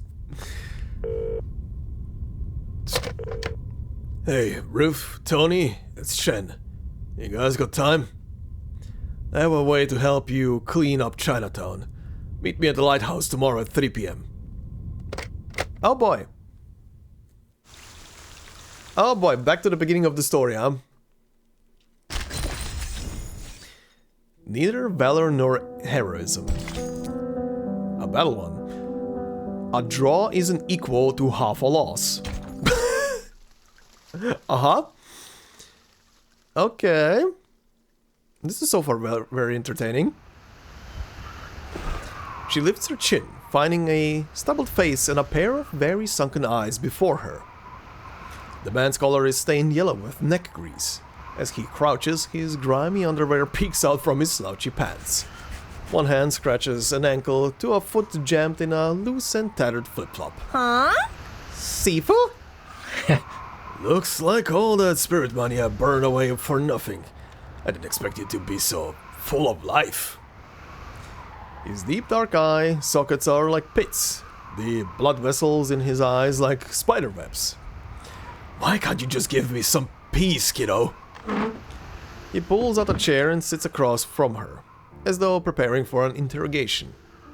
His gaze pierces through her, like he's searching for the answer to Destiny's final riddle. I've already left everything behind. Can't you just let me get on with my life? Can't you show a little mercy? He rips off his toupee, oh god, revealing the balding head beneath it. I ain't had a good night's sleep for years. My yang's all faded. I'm on some spiritual possession. The doctors say my kidneys are failing, like I'm some old geezer already. Now? And now here you are, still working against me. You're following me all the way to Chinatown just so you could nab my little slice of the pie? Why do you have to outdo me in everything? Yeah, I've done wrong, and yeah, I've created this karma, but don't you think I've been through enough? Haven't I already paid the price? Why is it that you could climb out of the well I could never even climb into? Why is it that you can do all the things I had to fight so hard for, and all without breaking a sweat? But Sifu, there wasn't really anything in the well. He chuckles quietly. You know where 13 holy exorcism techniques come from? And then 13 people, 13 Taoist brothers died at the bottom of that well, all for the sake of earning a living as an exorcist. You say there's nothing in the well. You think their deaths and mine are nothing but a joke, right? For years I've lived in fear, never once enjoying a single moment of peace. The knife clutched in Chen's hand quivers. Every night a little more of my hair falls out. Exorcism is all I have left. That blind fool told me you're my calamity, but all you need to do was ring the bell, and I would have finally had peace. Peace from all this fear. Then seeing you come out of that well without so much as a scratch, I couldn't stand it. Why, I thought, why is this happening to me? Why? How could someone like you just step over the bodies of my brothers like that and tell me how easy it all was? Why does a little kid like you get to surpass me? Is this really my destiny? But Anna, her arms bound, looks bewildered. Huh? What'd you say? Sifu, if something's hard to do, does that make it something to be proud of? Just because I got out of the well doesn't mean I have to look all sad and gloomy. I'm not gonna do that. Alan, you're more ghoulish than any ghost out there. You're not even human. I don't care how many people didn't make it out of your well. It has nothing to do with me. I'm just trying to get paid. I'm not gonna walk around like I'm some big deal. I don't have any big dreams, and all that may the peace be with us crap. Not interested. I don't want to bother with learning Kung Fu or whatever. I'm just gonna take the easiest, happiest, and most fun road. Sifu, you keep saying that you've never been down to the bottom of the well, but I think you've got it wrong. She shakes her head, slipping her hands through the rope. She ain't gonna say that he has been always at the bottom of the well and never went out. Lily peeks out from behind her, its tongue sticking out. Very nice, creepy. Chen recoils in terror, his chair tilting back and sending him crashing to the ground. The knife slips out of his hand and slides to Anand's feet. What? Guys, Lily! Anand gets up, stretching lazily. Turns out, I still prefer exorcism, and I'm not a fan of making enemies. Sifu, why do you have to make it so hard? Ghosts, those balls of energy, they don't explain why they do what they do. It's just that when people die, their spirits stay frozen in that moment. Pesky spirits. They don't care about right or wrong. Sifu, you think you've never been to the bottom of the well, but you've been down there all this time, haven't you? Exactly what I said earlier. Your fear is fear itself. From the moment you decided not to go down into the well, it took root in your heart. You always call me your calamity, but when I was busy clearing your karma for you, you were the one who ran away. Her expression turns somber. You're full of it. I don't believe you. I don't believe a word of it. You think I'm stupid? This new information and his lingering sense of morality makes him hesitate. You're gonna help me with my calamity? Even ghosts wouldn't believe that, Anan. From the very start, it was your fear that made all this happen. But I can't be bothered to explain, Sifu. I don't get your fear, just like I'll never understand why I should feel guilty for doing the things I do so easily. She has a point. She has a very mighty point there. Good God. She scratches her head in frustration. This is already more than she's willing to deal with. So, all I know for sure is you've gotten this far. If you're really suffering, if you're really struggling... She sends the knife flying toward him with a kick. Oh God. Sifu, you've always wanted to get rid of me, right? You think I'm your calamity and that me being around is the reason why things aren't working out for you. I'm your fear, aren't I? He can't deny it. He picks up the knife. Well then, go ahead. Take me out. Don't chicken out now, Sifu. Don't fall for those grand speeches and empty gestures. Don't be scared anymore. People will always talk about what's right and wrong, but if you don't listen to them, you don't have to worry about it. I'm not one of those psychology geeks at Laplace. I don't understand what you're going through, and I can't feel what you're feeling. So get rid of me. Or are you gonna keep running? Are my words gonna make you hesitate again? If you do, I'll call the Foundation to come and catch you. I'm a model citizen, after all. You can't make a cow drink water if it refuses to lower its head. Her eyes flash with a sudden intensity. Don't try to make up with your so-called ideal justice, Sifu. Just keep doing your thing. He is momentarily stunned, then sighs, realizing how light the knife feels in his hand. You really are one strange kid. Still, you've done me a solid. He digs the blade into his palm, blood trickling between his fingers. It falls onto the yellow talismans placed on the ground. Huh? More soul summoning, Sifu. So old school. Don't worry, I'll catch a couple of them. Might be just enough to cover the electricity bill for the fridge. He falls to his knees, his hand clasped to his mouth. But a grayish-green slime forces its way out through his fingers nonetheless. Ugh.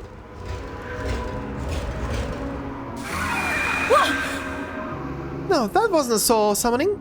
Soul guidance. Sifu, keep doing this and you'll shorten your life.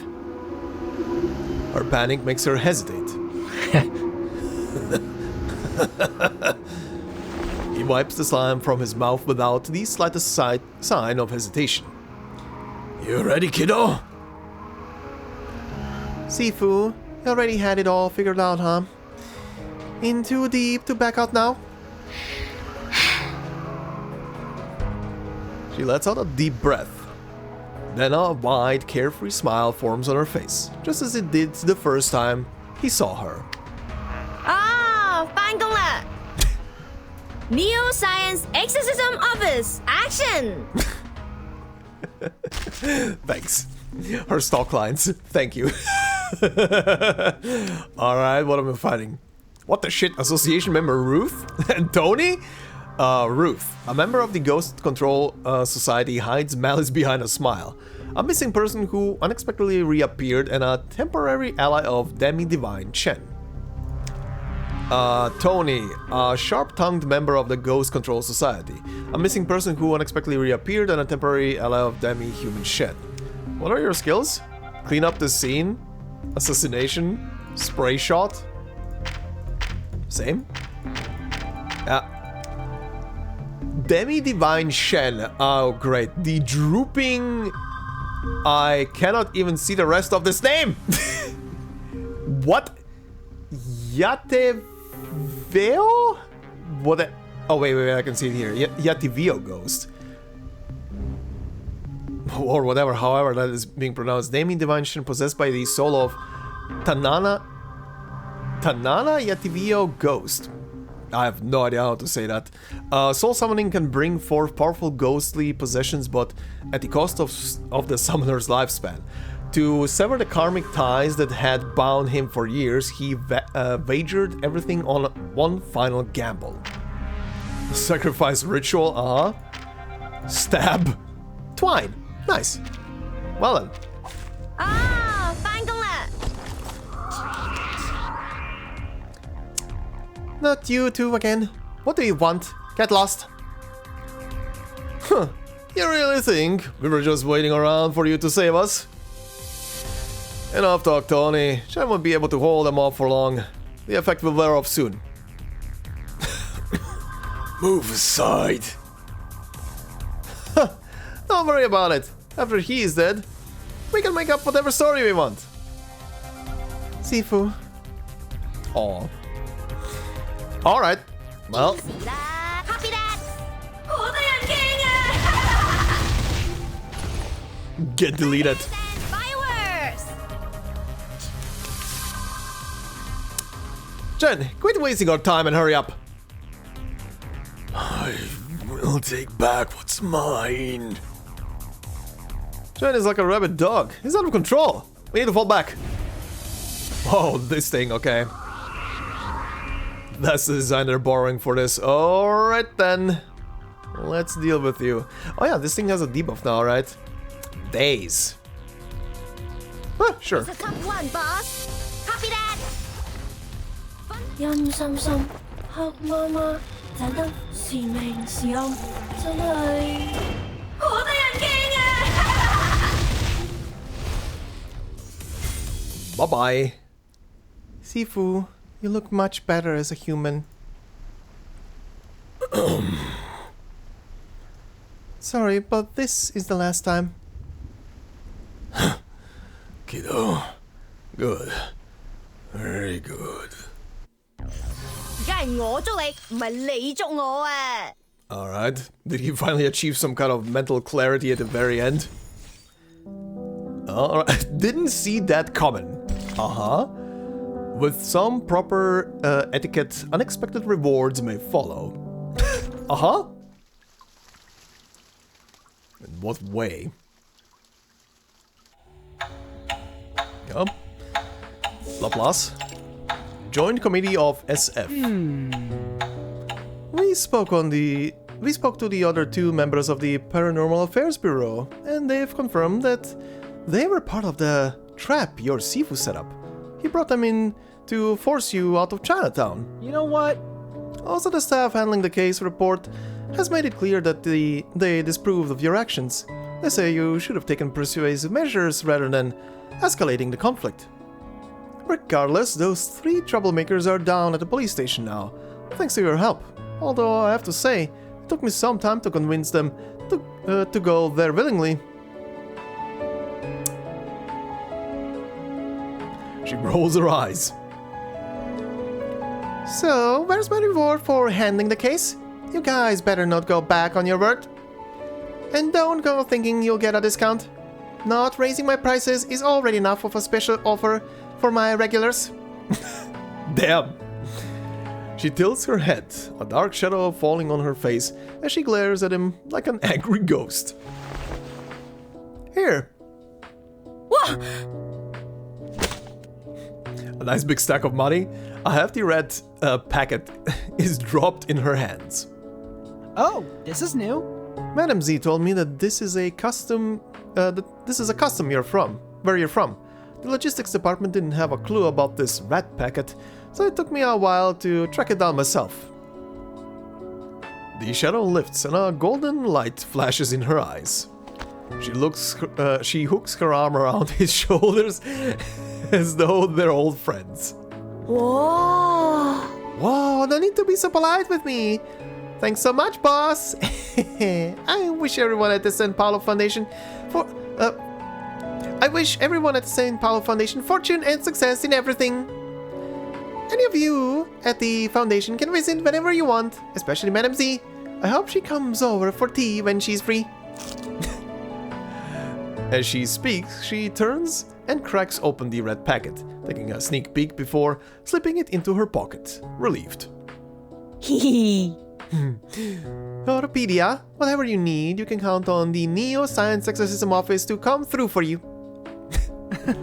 Oh, that reminds me. There are a few things I need you to clear up. Huh?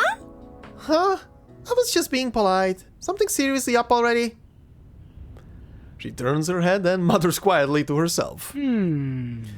I've heard that where you come from, master-apprentice loyalty is key. Once a master, always a father, right? But you sent your own Sifu to jail, and you seem totally fine with it. That laugh is amazing. You've got me with that one. Oh, I'm not judging you. This is my own personal curiosity speaking. Her smile vanishes.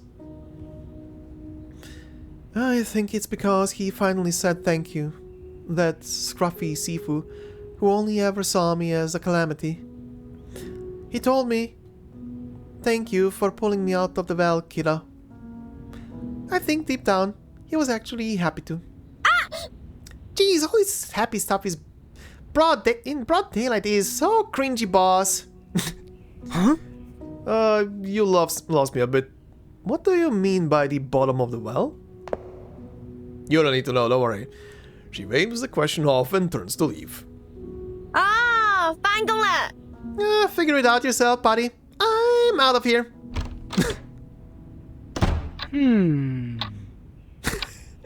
Oh no. Hang on. Why do I get the feeling I've forgotten something? Oh god.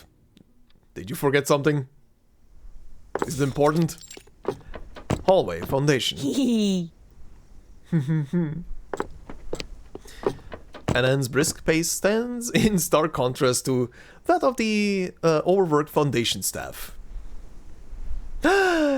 Marcus! Sorry. Natural reaction. Oh, she's from the same place as Madame Z. Breathe, Marcus. It's just like any other conversation. Oh god. Oh no. Oh no, she's gonna be too much for Marcus. Marcus, run. Run. This is not a person you want to talk to. This is gonna be too much for you. She musters her courage and stands in front of Anne and Lee. Huh? What's up, pretty lady? Oh god. Kung hei fa choi. Oh god, no. Oh god, no. Okay.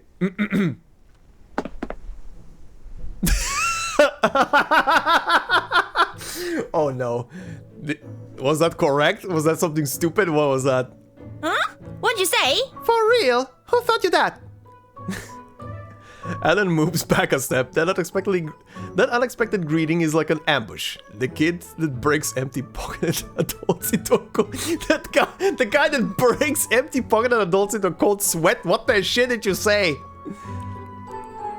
Huh. Anyway, you shouldn't be saying that to me. I'm not old enough to be giving out red packets yet.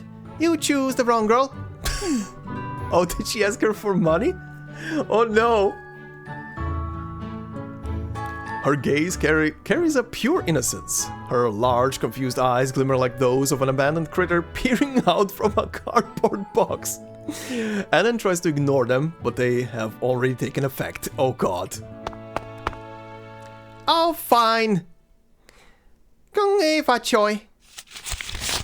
She reluctantly pulls a bill from the red packet and solemnly hands it over to Marcus. That's all I'm giving you, got it? Not a single penny more.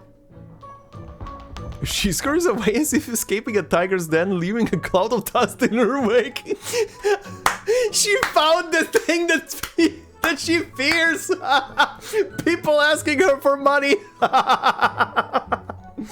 Marcus, the natural enemy of Anne and Lee. Marcus remains frozen in place, unsure of what just happened.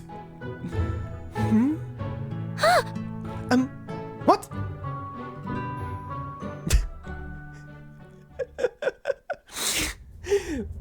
Now this is cinema. Amid sorrowful cries in the hallway, there is a rhythmic thumping sound. The residents are huddled together, whispering among themselves. I told you ever since that girl disappeared, this place has been cursed. Just listen to that noise. I heard the landlady got so spooked by the ghost inside that she lost her mind. That's why she hasn't been around to collect the rent in a while. Hey, well, that's alright then. No landlady, no rent. He lights the spirit money in his hand and offers several bows to the ghost. Thanks for the favor, ghost buddy. You just stay put and we'll keep you well fed and as comfortable as we can. Leisurely footsteps echo from afar, accompanied by a casual whistling.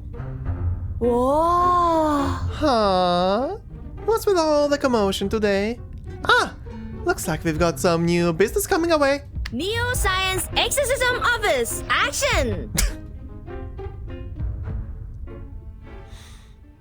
Nice use of battle voice lines. Alright, and that's this story, I guess. This was fun. Good god, that guy.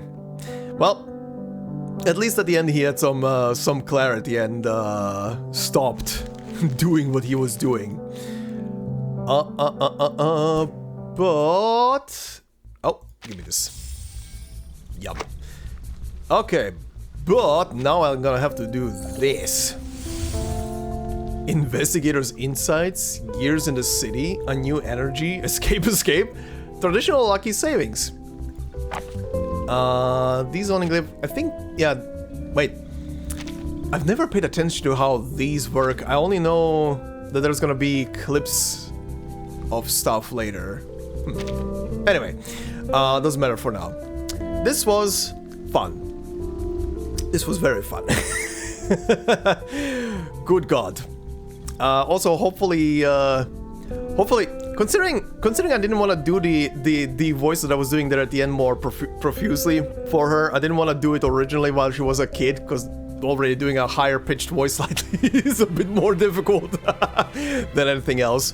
But yeah, anyhow, hopefully that was fun. It wasn't too cringy. Was fun for me at least. That's all I'm gonna say. But yeah, anyhow, this was a pretty fun little story. And seeing her origins as as getting into the business, very interesting. But yeah, so no fear at all, huh? Just if someone asks her for money, then it's panic time. I feel that. I feel that a lot. I feel that a lot. But yeah, this will be, I guess, it then for today's episode. Next time, we're gonna continue with the character story for Noir and see what that one is about. Next time then, when I'm gonna be done with Noir's story, I'm also gonna look at all the trailers that I didn't see yet, because I've been waiting to finish all of the character stuff before doing that. So yeah, next time we're gonna do Noir's story, do the trailers as usual when we're done with a full story, and after that we're gonna move on to notes on Shuori and deal with that story as well. But yeah, anyhow, like I said at the beginning of the video, considering I don't have to do Arcanist stuff for a while, the schedule should be fully stable now, and yeah, let's have some fun, shall we? But yeah, anyhow, hopefully you enjoyed this episode today. If you did so, please consider leaving a like, would help out a lot. If you're new to the channel, consider subscribing. And of course, if you want to support me more directly, memberships are open. And thank you very much to all the members, as always, who are already doing so and supporting. Thank you very much. And I hope you all have a fantastic day wherever you are, and I will see you in the next part. Until then, bye-bye.